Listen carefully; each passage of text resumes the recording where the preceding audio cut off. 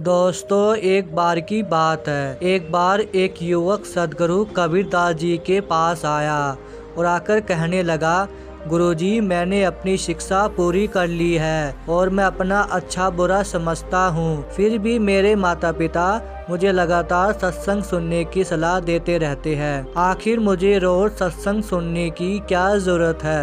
कबीर जी ने युवक के प्रश्न को ध्यान से सुना, लेकिन प्रश्न का उत्तर न देते हुए उन्होंने एक हथौड़ी उठाई और पास ही जमीन पर गड़े खूंटे पर जोर से हथौड़ी मार दी। युवक यह देखकर हैरान हुआ।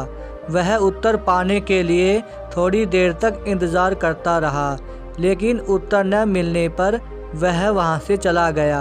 अगले दिन वह युवक फिर कबीर जी के पास आया और बोला, कल मैंने आपसे एक प्रश्न पूछा था, पर आपने कोई उत्तर नहीं दिया। क्या आज आप मेरे सवाल का उत्तर देंगे?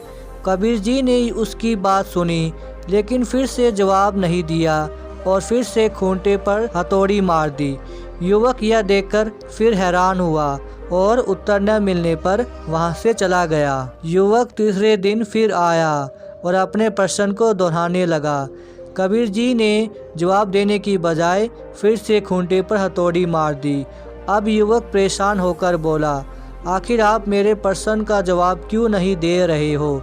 मैं 3 दिन से आपसे एक ही प्रश्न पूछ रहा हूँ। कबीर जी ने कहा, मैं तो तुम्हें रोज तुम्हारे प्रश्न का जवाब दे रहा हूँ।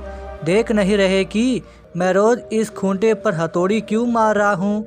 युवक कुछ समझा नहीं और उसने इसका मतलब पूछा। कबीर जी ने कहा, मैं इस खूंटे पर हथौड़ी मारकर इसकी पकड़ को मजबूत कर रहा हूँ। यदि मैं ऐसा नहीं करूँगा तो इससे बंधे पशुओं की खींचतान से या किसी की ठोकर लगने से यह खूंटा निकल जाएगा। यही काम हमारे जीवन में सत्संग हमारे लिए करता है। वह हमारे मन रूपी खूंटे पर लगातार आक्रमण करता रहता है ताकि हमारी सद्भावनाएं मजबूत होती रहे। दोस्तों, जिस प्रकार सत्संग सुनने से हमारी भावनाएं शुद्ध और मजबूत हो जाती है, उसी प्रकार अगर हम लगातार लक्ष्य पर ध्यान लगाएंगे तो हमारा मन भी लक्ष्य के प्रति मजबूत हो जाएगा और कोई भी चीज़ आपको भटका नहीं सकती।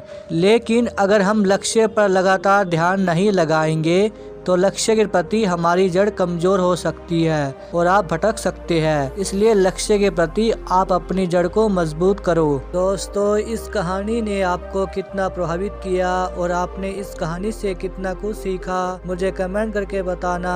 अगर आपको मेरी वीडियो अच्छी लगी तो वीडियो को लाइक और शेयर कीजिए और ऐसे कंटेंट पाने के लिए चैनल को सब्सक्राइब कीजिए। Thanks for watching this video. मिलते हैं अगली वीडियो में। जय हिंद।